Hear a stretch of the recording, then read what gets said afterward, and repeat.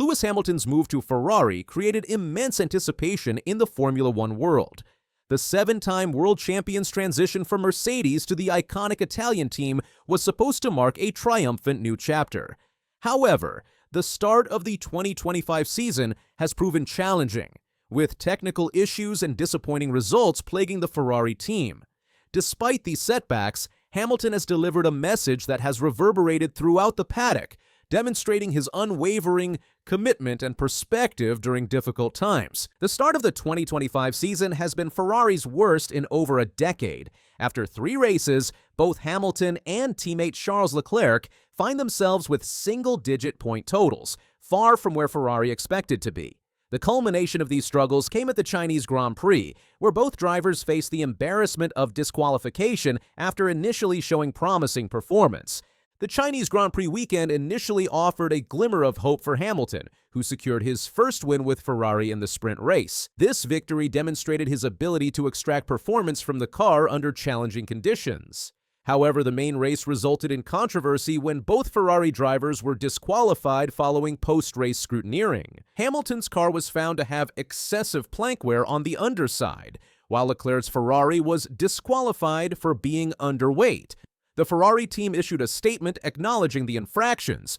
There was no intention to gain any advantage. Ferrari explained that Leclerc's car weight issue stemmed from high tire wear due to his one-stop race strategy, while they had misjudged the consumption by a small margin regarding Hamilton's skid wear. This marked the second time Hamilton had faced disqualification for a similar issue, having been removed from the results of the 2023 United States Grand Prix while driving for Mercedes.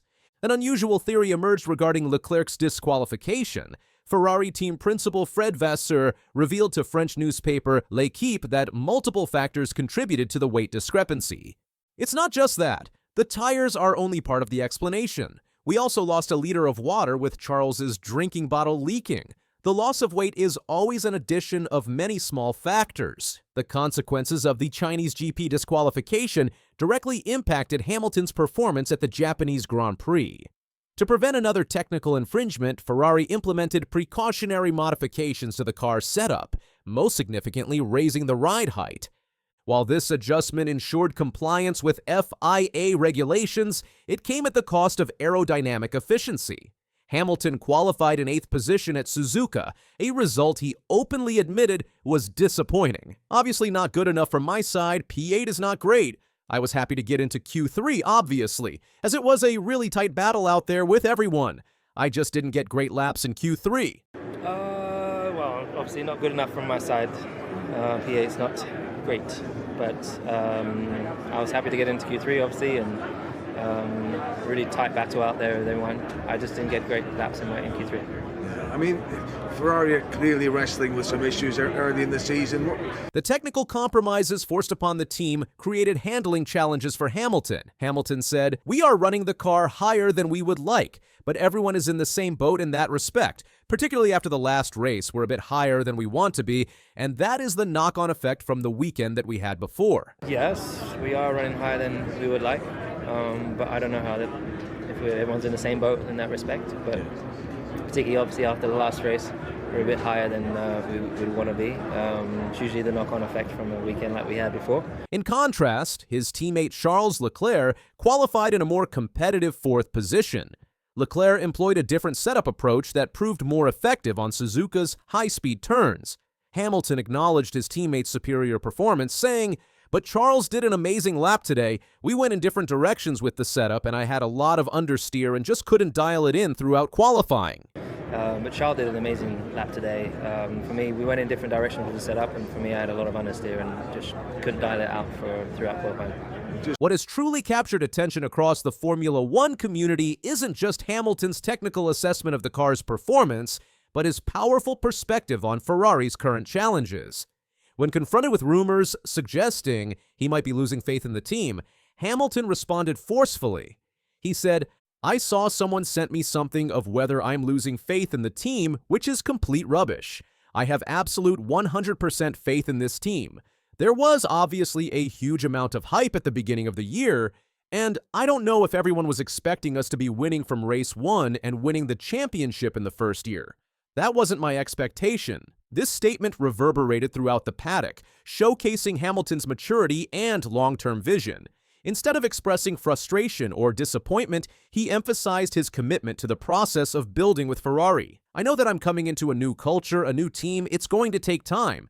I've spent the past 2 months just observing how the team works in comparison to the other 2 teams that I've worked at, and through this past week, I've been able to make notes and create pointers of areas I feel like we can improve on. Hamilton's approach demonstrates remarkable patience and perspective.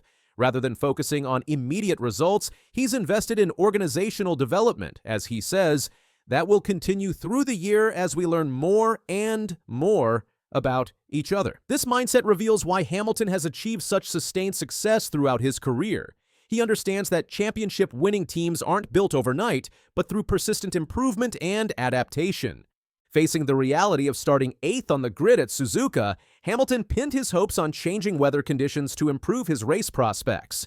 With rain forecasted for Sunday, the 7-time world champion expressed enthusiasm about the potential for wet conditions. Hamilton said, "I'm excited. I genuinely love the rain. It's going to be tricky. But usually when you have a qualifying like I just had, you hope for the rain. So I hope that it stays." What level of optimism you can make some places and move forwards? Oh, I'm excited. I generally love the rain. It's going to be tricky, but usually when you have a qualifying like I just had, you hope for the rain. So I hope that it stays. Hamilton's reputation for exceptional performance in wet conditions is well established throughout his career. Challenging weather tends to equalize car performance differences and elevate the importance of driver skill, an area where Hamilton excels. The race strategy in changing conditions would present opportunities for Hamilton to demonstrate his racecraft and potentially advance through the field. His best performances of the year have come in volatile races, and a wet Suzuka presented the possibility for another standout drive. The Ferrari SF25 has struggled to deliver competitive pace in the opening races of the 2025 season. Charles Leclerc bluntly assessed the team's performance as just not good enough and suggested that Hamilton's sprint race win in China came because he managed to outperform the car's capabilities. Despite ending the 2024 season on a strong note, taking the Constructors' Championship battle with McLaren to the final race in Abu Dhabi, Ferrari has failed to maintain that momentum into 2025. The team has frequently found itself as the 3rd or 4th fastest on the grid, behind Red Bull and McLaren. Former world champion Jacques Villeneuve offered a harsh assessment of Ferrari's situation when speaking to Sky Sports F1. They know they are in trouble and do not know how to get better. They can see the opposition is going to get better, so it is not looking good for Ferrari. Hamilton himself is working to identify the source of his performance deficit. Noting disparities between his side of the garage and Leclerc's, Hamilton said, "Through the first 3 races, there's been a bit of a deficit between both sides of the garage.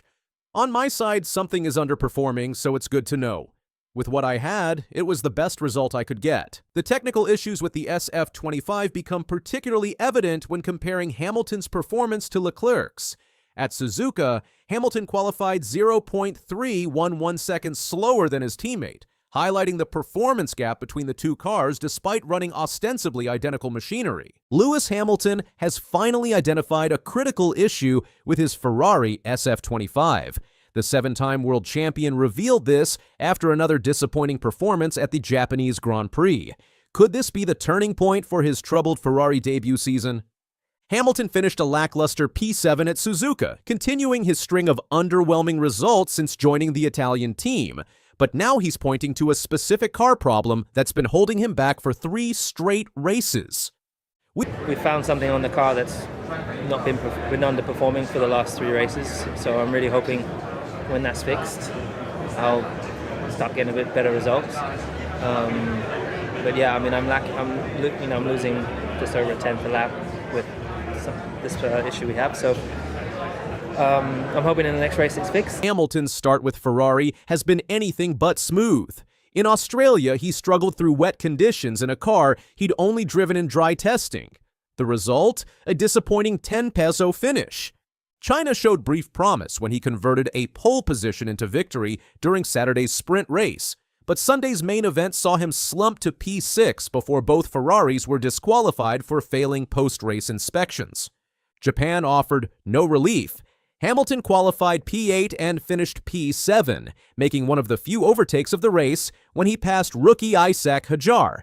The championship standings tell a brutal story. Hamilton sits 8th, trailing leader Lando Norris by a massive 47 points after just 3 races. Ferrari's constructors' position isn't much better, with only 35 points as McLaren pulls away at the front.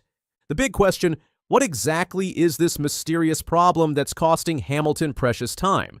While he didn't reveal all specifics, there are some crucial clues. Hamilton confirmed he's losing just over a tenth a lap due to this unidentified issue.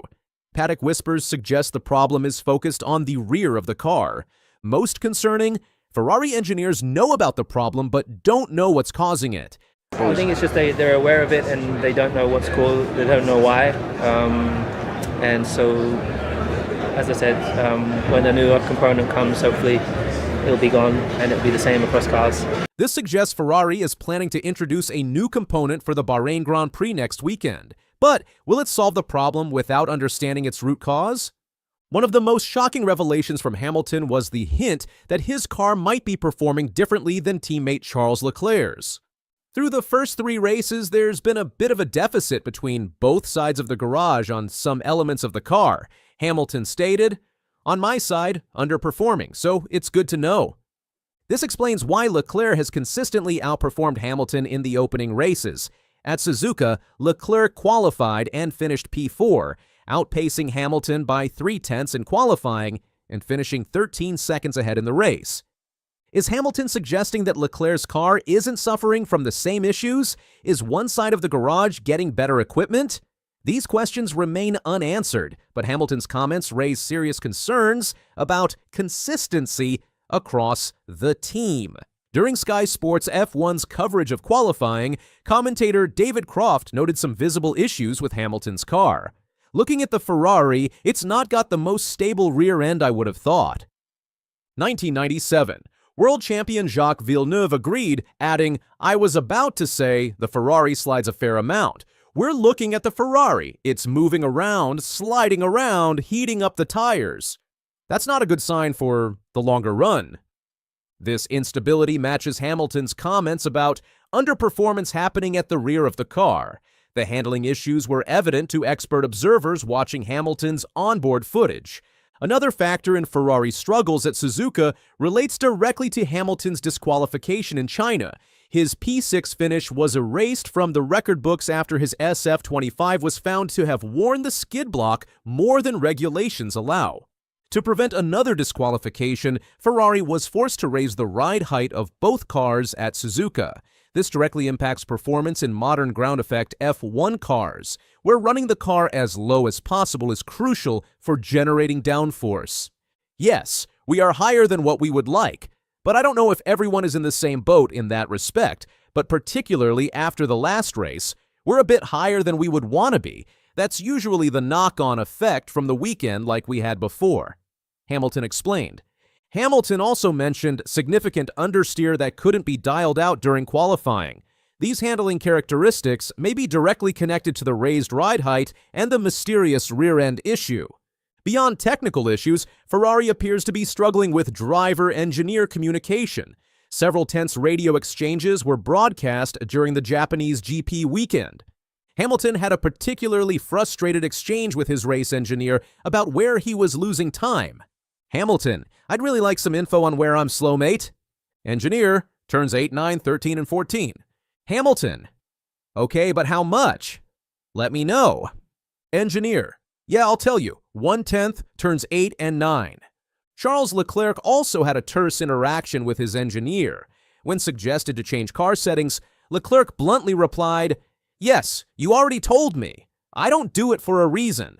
These communications prompted former world champion Damon Hill to tweet, "Hell, Ferrari radio comms, it's like married couples."